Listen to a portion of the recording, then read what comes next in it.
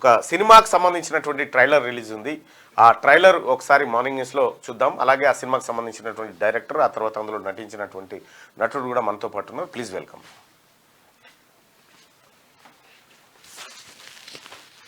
ఒకసారి ఆ మూవీ ఏంది? అది మెర్సీ కిల్లింగ్ అని ఒక కొత్త కాన్సెప్ట్తో వచ్చినటువంటి మూవీ. ఈ దేశం, ఈ ప్రభుత్వాలు నాకు కావలసిన ఇయ్యనప్పుడు, నాకు రాజ్యాంగ పరంగా రావాల్సిన ఇయ్యనప్పుడు నాకు చనిపోవడానికి అనుమతి ఇవ్వండి అనేటువంటి ఒక అద్భుతమైన కాన్సెప్ట్తో ఈ సినిమా వచ్చింది. ఆ సినిమాకి సంబంధించినటువంటి ఎప్పుడుంది మూవీ రిలీజ్?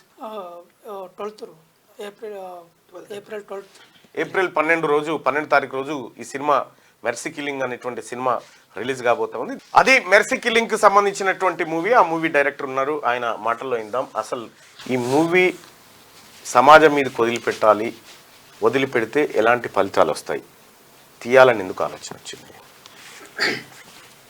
ఇది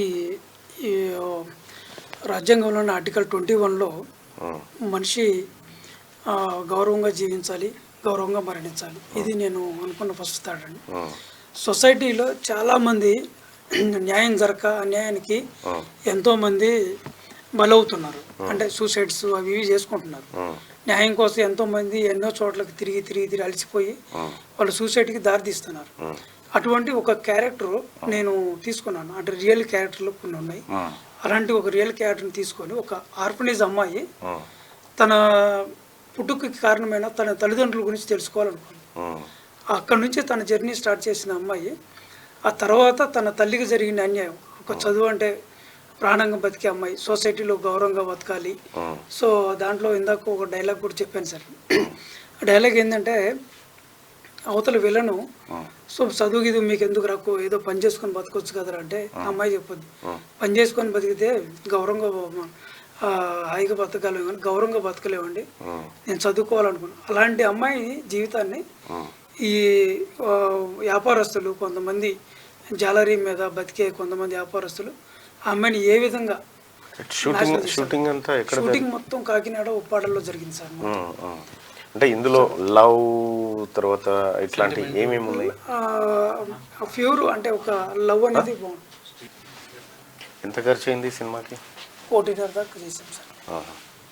రైట్, మార్నింగ్ న్యూస్ చూస్తున్నటువంటి మిత్రులారా, ఈ లింక్ను షేర్ చేయండి. శనార్థి తెలంగాణలో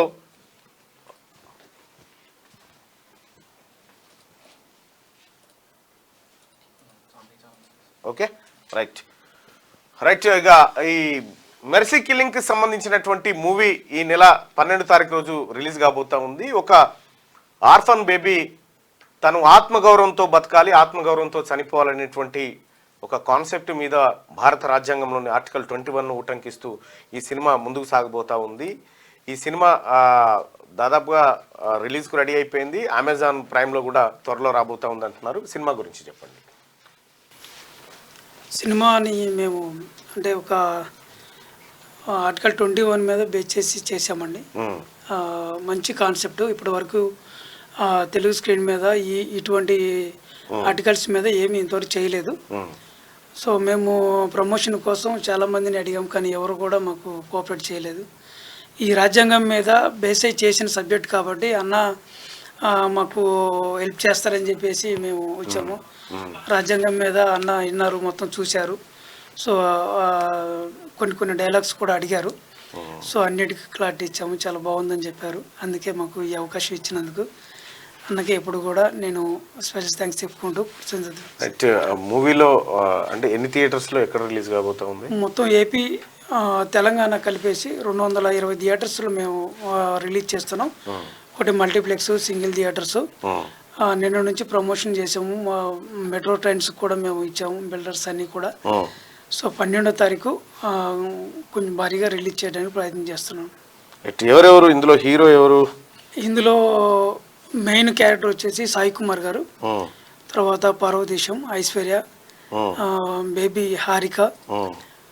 హారిక అమ్మాయి మొన్న గామిలో చాలా మంచి క్యారెక్టర్ చేసింది. ఇందులో కూడా మెయిన్ క్యారెక్టర్ తను చేస్తుంది. సో చాలా ఎమోషనల్గా జరిగే ఒక మంచి లవ్ స్టోరీ ఉందండి. Thank you so much, all the best. And me movie మంచి సక్సెస్ కావాలని మరిన్ని సినిమాలు తీయాలని మనసారి కోరుకుంటున్నాను.